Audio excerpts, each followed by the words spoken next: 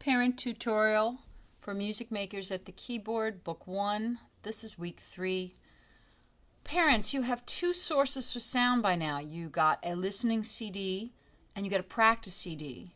Now you might have also gotten the digital downloads. There's a group that is for listening and there's a group for practicing. Make sure that you have downloaded both of those CDs by now. Now, I hope you've heard the listening CD from the start to the finish many times. It's in your car, it's being played before dinner, before bedtime. Not just the assigned pieces, but the whole CD. It becomes part of their everyday listening. And that's really important to connect them to the music that we're using in the next 30 weeks. The practice recordings are special. They should be close to the keyboard. Either with a CD player or with a phone where they can press a start button, or with an iPad or whatever device you use to listen to download. These are reminders for the patterns that we use in the pieces that we're learning. There are rhythm games on there that we play often, and there are also other things that will happen on that CD as we move forward. The P means practice CD and the L means listening disc. I hope that you're going through these keyboard assignments with your children. Don't assume that they can read through this. This was not designed to be read by the child. This is designed to be done with both of you. So you really have to sit down with them and have them go through this. So I'm going to go through it with you now. So when they're at the piano, the first thing they're going to be doing is they're going to be warming up, and they've learned this little warm-up, which is do, mi, so, mi, do. And that sets up their hand in the right hand position, and they're using rounded fingers, and their posture is straight, and hopefully they're either standing so that their elbow is level with the key, or they're sitting if the bench is high enough, and this is really important in the beginning.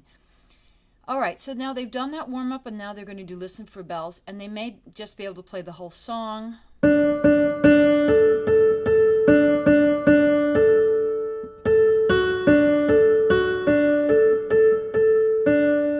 Also, it would be wonderful if they're singing along. Listen for bells in our steeple to ring. Ding, ding, ding, ding, ding, ding, ding, ding, ding, ding. Faster is not better. Faster is just faster. It should be light and it should be playful. Now, you can play a duet with them, and one way to do it is while they're playing the melody, you're doing the open fifth, and you find these two notes, and you can do it with two hands, but if you want to do that, it's great. And so you're playing this while they're playing.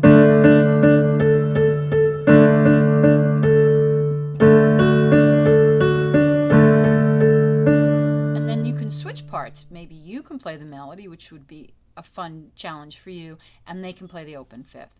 You can also, all of them, just play open fifths while you sing. That's also absolutely fine. So we're establishing good hand position in all this.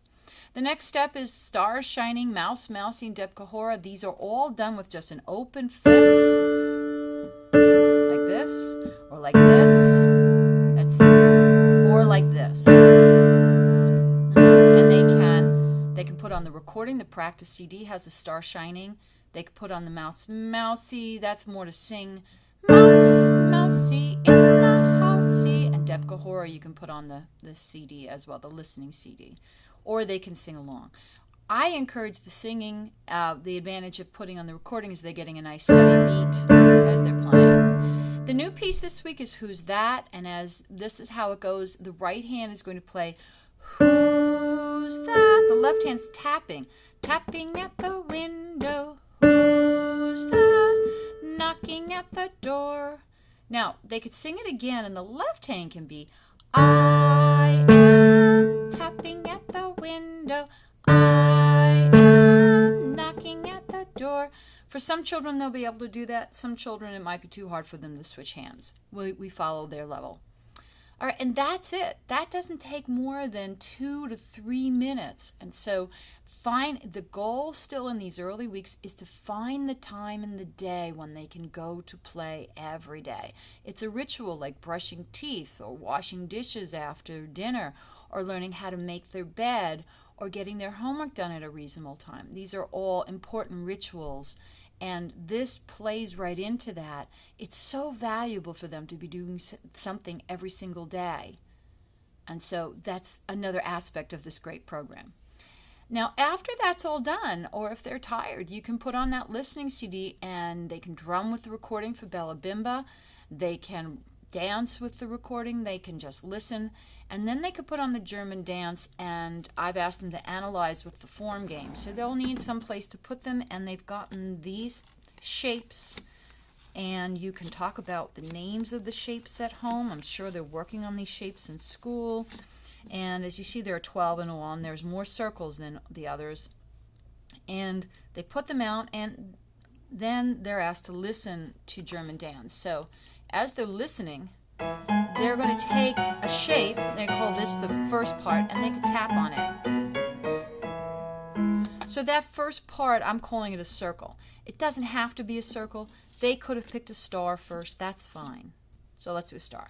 Now, the next part of it, it's repeated. So they're going to put another star because it's the same part repeated. And that's what we want them to understand. They're not just putting out shapes. They're putting out an understanding that there are two parts that are being repeated. So again, it doesn't matter which shape. It matters that they put down two of the same. All right, so I'll use 2 squares now. Now they hear something different, and so they can pick a different shape. And then they hear it again, and so hopefully they do this. Right. Now, please don't be too crazy about this. This is just for fun, and if they put down 4 different shapes, that's okay. Most importantly, they've been listening. They're looking for same and different, and they're finding something that represents the same and different. So, we have to follow the development of the child. This may be beyond them, and for others, it may be just right up their alley. Finally, they're into their books. They're opening up pages 11, 12, and 13, and they have to color all the keys: A's, B's, C, D's, E, F's, and G's. This is just an introduction. We'll be spending a lot of time through the year finding those notes on the keyboard, but this is just a chance for them to play this, and it's fun to do. Once it's done, it's done. Finally, at the bottom of the home assignment, it says, I got to the piano 5 times this week, and yeah, that means, they get to the piano. Now, okay, if one child needs to get there in the morning and the evening one day, that's fine. If, you went away for a weekend and you only have 4 days left, that's okay. Then they could quickly play it in the morning, and they could do it again at dinner. That's fine. We'll call that too. I'll take them. What I'm not looking for is where they do all 5 in one day, like the day before, but that it's a reasonable amount. So they might do Sunday, and then they might skip Monday, and then they do Tuesday, Wednesday, Thursday, and oh my gosh, class is Friday.